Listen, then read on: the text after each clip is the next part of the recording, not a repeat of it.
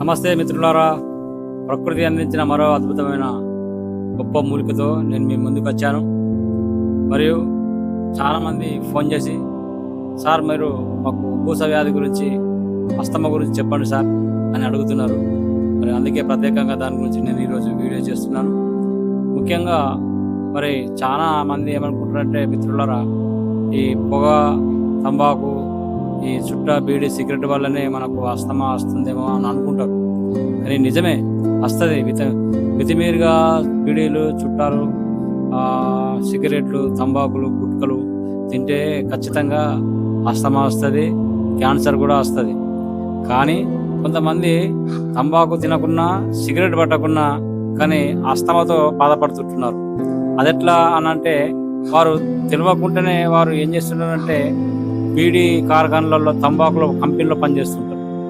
వారు దినమంతా పనిచేసినప్పుడు అందులో ఉన్న డస్ట్ మొత్తం ముక్కు ద్వారా లోపలికి వెళ్ళిపోతుంది. అది కొన్ని సంవత్సరాలతో కమాన వాళ్ళు కార్ఖానాలో పనిచేస్తారు కనుక వాళ్ళు ఎలాంటి చెడు అలవాటు కాకున్నప్పటికీ, వారు సిగరెట్ పట్టకపోయినప్పటికీ మరి సిగరెట్ పట్టుకున్నంత బదులుగా ఆ డస్ట్ వెళ్ళిపోయి మరి నెమ్ము అస్తమా రావడం జరుగుతుంది.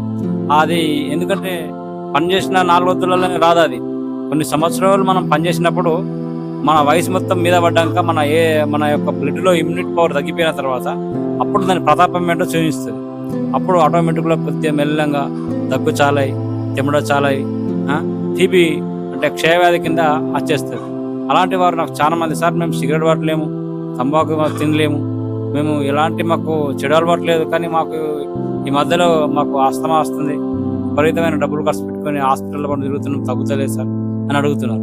కానీ వారు సిగరెట్ పట్టకపోయినా, తంబాకు తినకపోయినా, బీడీ కార్ఖానాలలో పనిచేసిన వారు ప్రతి ఒక్కరికి ఖచ్చితంగా వాళ్ళు కార్ఖానాలో పనిచేయాలి. మీరు రోజు వారానికి ఒక 2 మాటల బెల్లం తినాలి. బెల్లం తింటే ఆ బెల్లం ద్వారా ఆ లోపల పైన ఆ యొక్క తంబాకు డస్ట్ అనేది మొత్తం అంటుకొని బయటకు వెళ్ళిపోతుంది. మలం ద్వారా బయటకు మరి బహిష్కరించబడుతుంది. అదేవిధంగా మరి చాలా మంది పత్తి మిల్లల్లో పనిచేస్తుంటారు, దారపు మిల్లలో పనిచేస్తుంటారు. కాబట్టి కొంతమంది మేస్త్రీలు మరి సిమెంట్ పెద్ద ఫ్యాక్టరీలలో పనిచేస్తుంటారు. వారికి తంబాకు అలవాటు ఉండదు, సిగరెట్ అలవాటు ఉండదు, మామూలుగా డస్ట్లో పనిచేస్తారు. కాబట్టి ఆ డస్ట్ ద్వారా లంగ్స్ మొత్తం బ్యాక్ ఇదైపోతుంది. అంటే లంగ్స్ మొత్తం పాడైపోయి కొన్ని వద్దులైన తర్వాత అది ఏం చేస్తుంది, దగ్గుదమ్మ కింద వాడేసి వారికి తెమ్మడ జమ అయిపోతుంది. దాని ద్వారా ఆస్తమా, దమ్ము వస్తుంటుంది. మాట్లాడాలన్నా సరిగ్గా మాట్లాడరాదు. ఫ్రెండ్స్తో బయట తిరుగుదామన్నా మనసులో పట్టదు. కుయ్యి పిల్లి కూతలు. మనం బయట ఉన్న వారికి ఇంకా మన ఊపిరి, మన హార్ట్ ఏ విధంగా కొట్టుకుంటున్నదో వారు పరీక్షించి చెప్తారు. అట్లా బయటకు సౌండ్ వినొస్తుంది, కుయ్యి. ఎందుకంటే లోపల లంగ్స్ లోపల నరాలు అనేవి ఏమైతే అంటే అవి సంకోచిస్తాయి, ఇట్లా అవుతుంటాయి, దగ్గరికి వస్తుంటాయి. ఈ తెమ్మడ అనేది అటు లోపలికి పోదు, ఇటు బయటకు రాదు, లోపలికి పోదు, బయటకు రాదు, అటు ఇటు ఒక మధ్యలో ఎంతో తాపం పడతారు మిత్రులారా. అస్తమా ఎందుకంటే చాలా ఇబ్బందితో ప్రాణాపాయమైన పెద్ద వ్యాధి అది. ఇమీడియట్లీగా ఇప్పుడు మనం స్టెరాయిడ్, డెకడ్రాన్ కానీ, అమ్నోఫిలియా కానీ, ఇప్పుడు ఇంగ్లీష్లో మనం మెడిసిన్ వాడినప్పుడు అది మనం ఐవి తీసుకున్నప్పుడు దాని నరం ఏమైతే అంటే కొద్దిగా అట్లా ఎలుమైపోతుంది. ఆ తెమ్మడ అనేది లోపలికి వెళ్ళిపోతుంది. అప్పుడు కొద్దిగా రిలీఫ్ అయిపోతుంది. ఒక హాఫ్ అన్ అవర్, 1 అవర్, ఒక 2 గంటలో రిలీఫ్ అయిపోతుంది. మళ్ళీ తర్వాత మళ్ళీ యథావిధి. కానీ కాబట్టి ఈ ఇంగ్లీష్ మందులు కాదు, మన దగ్గర మంచి ఆయుర్వేదిక్ వనమూలిక ఉంది. దాన్ని మనము ఏం చేస్తామంటే 2 ఆకులు మంచిగా, ఒక 2 ఆకులు 4 మిరియాలు వేసుకొని నూరుకొని గోరెచ్చని వాటర్తో మనం తాగినామంటే ఒక హాఫ్ అన్ అవర్, 1 అవర్ లోపల మనకు ఏమైతే అంటే వామిటింగ్ అవుతుంది. వామిటింగ్ అయిన తర్వాత దాంట్లో ఆ వామిటింగ్లో కఫం మొత్తం బయటకు వెళ్ళిపోయి మనకు ఎక్దమ్ రిలీఫ్ అయిపోతుంది. అట్లా వారానికి ఒక 3 సార్లు వేస్తే మనకు 3-4 మంత్ లోపల వానికి ఉన్న అస్తమా బీమారి మొత్తం నయమైపోయే అవకాశం ఉంది. చాలా మందికి నేను ఇట్లాంటి ఇచ్చాను, చాలా మంచి రిజల్ట్ వచ్చింది.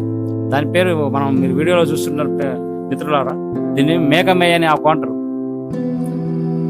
ఏదైనా మేస్తుంది మేక భూమి మీద, ప్రతి చెట్టు తింటుంది, కానీ దీని వాసన కూడా చూడదు. దీన్ని మేక మేయ అని ఆకు అంటారు. అద్భుతంగా పనిచేస్తుంది. అస్తమాకు కపం తీసేసి బయట పడేస్తుంది, దమ్ము రానియదు. 2 ఆకులు 2 మిరియాలు వేసుకొని మనం నూరుకొని గోరెచ్చని వాటర్తో మనం తాగితే తాగిన with in half an hour 1 hour లోపల 2-3 వామిటింగ్లు అయితే మొత్తం ఊపిరితిత్తులన్నీ క్లియర్ అయిపోయి ఎక్దమ్ రిలీఫ్ అయిపోతాడు. అట్లా కంటిన్యూ మనం ఒక వారానికి ఒక 2 మట్ల మనం 3 నెలలు వాడితే కఫమే జాము కాదు, అంత అద్భుతంగా పనిచేస్తుంది మేకమేయ నాకు. ఇది ఎవరికైనా ప్రాణాపాయమైన స్థితిలో ఇది అద్భుతంగా పనిచేస్తుంది. ఇంట్లో గొడవలు కానీ బయట గొడవలు కానీ ఏదైనా సమస్య ఉన్నప్పుడు ఏదైనా ఎవరైనా పురుగుల మందు తాగిలనుకోండి, ఆ యొక్క మందు ప్రభావం తొందరగా బయట కక్కిపియాలంటే ఈ మేకమేయ నాకు ఖచ్చితంగా మనిషిని రక్షిస్తుంది. వెంటనే 4 ఆకులు నూరి గోరెచ్చని నీళ్ళల్లో మనం లోనికి వాడినట్లయితే ఖచ్చితంగా హాఫ్ అన్ అవర్ లోపల వాడు 10 వామిటింగ్లు చేసుకుంటాడు. వామిటింగ్ చేయడం వల్ల ఏమవుతుందంటే వాడు ప్రాణాన్ని నిలుపగలుగుతాడు, అంటే ప్రాణం రక్షిస్తుంది ఈ యొక్క చెట్టు. వామిటింగ్ ఎప్పుడైతే చేస్తామో లోపల ఉన్న విషయం మొత్తం బయటకు ఇదైపోతుంది, వాడు రక్షింపబడతాడు. అంత మంచి అద్భుతంగా పనిచేస్తుంది. కనుక మనము బీడీలు పట్టకున్నా, సిగరెట్లు పట్టకున్నా, తంబాకులు తినకున్నా అస్తమా మనకు ఎందుకు వస్తుందంటే ఇక శీతపానీయ లెక్క వాడడం వల్ల, థమ్సప్ లెక్క తాగడం వల్ల, చల్లని నీళ్లు తాగడం వల్ల ఇవి మనకు ఈ దమ్ము ఎక్క వస్తుంటుంది. కాబట్టి మీరు వీలైనంత మట్టుకు మిత్రులారా మీరు వేడి వాటర్ని వాడండి, ఈ వేడి వేడి వస్తువులే తినండి. ఎందుకంటే ఇప్పుడు వచ్చేది చలికాలం, మరి ఇంకా ఆస్తమా బాగా విజృంభిస్తుంది. కనుక మీరు మసాలా ఫుడ్లు కూడా తగ్గించండి, బేకరీ ఫుడ్లు కూడా తగ్గించండి. మంచిగా వేడి వేడి ఉన్నప్పుడే తినండి. కొద్దిగా మీరు ఇది వరకు మీకు అస్తమా ఉంటే మీకు కొద్దిగా ముక్కుకు ఏదైనా మీరు మాస్క్ కట్టుకోండి, డస్ట్లో వెళ్ళకండి. దీని ద్వారా బాగా అపాయకరంగా ఉంటుంది. కాబట్టి మంచిగా లంగ్స్ కూడా క్లియర్ అవుతాయి, దమ్ము తక్కువ అవుతుంది. కాబట్టి అద్భుతమైన మూలిక మిత్రులారా. కాబట్టి దీన్ని ఖచ్చితంగా దీని గురించి మీరు తెలుసుకోండి, మీ యొక్క ఆరోగ్యాన్ని కాపాడుకోండి. నా యొక్క వీడియో అనేకులకు మీరు షేర్ చేయండి, లైక్ చేయండి. మీ యొక్క మూలిక వైద్యుడు మీ డేవిడ్ రాజ్, ఆర్మూర్.